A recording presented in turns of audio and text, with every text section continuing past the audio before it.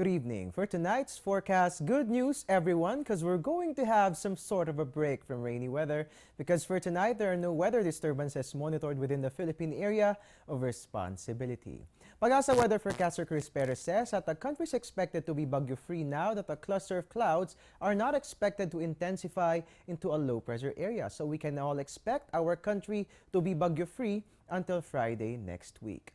For tonight, the only weather system prevailing in the country is the southwest monsoon or habagat, which weakened as Typhoon Jose left our par. And having said that, habagat will only affect the northern Luzon, particularly Ilocos and Batanes and Calayan group of islands, so expect occasional rains. Meanwhile, Metro Manila and the rest of the country can relax and enjoy the fair weather that we are going to experience for tonight until tomorrow morning. And I have more good news to keep the good vibes rolling this weekend. According to the weekly weather outlook of Pag-asa, the whole country will have generally fair weather this weekend, so we can all go out and enjoy our break from school and work. And good weather will prevail until Friday next week, for habagat will be weak. In other news, did you know that August is one of the rainiest months in a year? So to help us prepare for rainy weather, let me share some trivia regarding the monsoon rains. Monsoon rains are usually experienced from June to September, and they normally occur any time of the day. The intensity of the rains range from light to moderate or moderate to torrential. And that's the latest weather information from Pag-asa. When we return, we'll talk about the moon once more, so don't change that channel.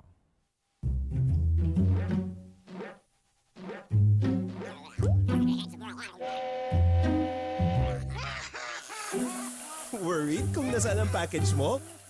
Sa Air 21, worry-free! May real-time SMS updates, kaya alam mong status ng padala mo every step of the way. Why worry? Pwede namang worry-free. Sa Air 21, sagot ko, padala mo!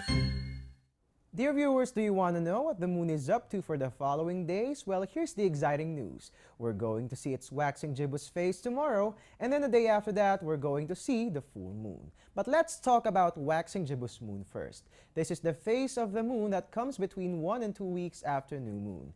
In this phase, the moon appears to be more than half lit, but it's usually less than full. The word gibbous comes from a root word that means humpback, so when you take a look at the moon, it kind of appears to be that way. And if that's not enough, we also have the full moon to look forward to. This phase comes about 2 weeks after the new moon.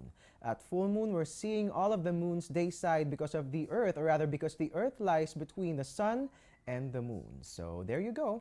That's our trivia about the waxing gibbous moon and the full moon. Be sure to have your binoculars ready for an awesome viewing experience. And then from the moon, we're now going to fly to the sun as we get to know tomorrow's sunrise and sunset. Sunrise will be at 5:41, while the sunset will be at 6:22 p.m. And that's the latest in our weather. This is Panahon TV, always first in bringing to you the latest weather information. Be sure to follow us on the social media accounts so you wouldn't miss a beat. This has been your weatherman, Harry Bayona, saying wherever life leads you, no matter what the weather, always bring with you a bright disposition and your own sunshine. Good evening and have a fantastic weekend.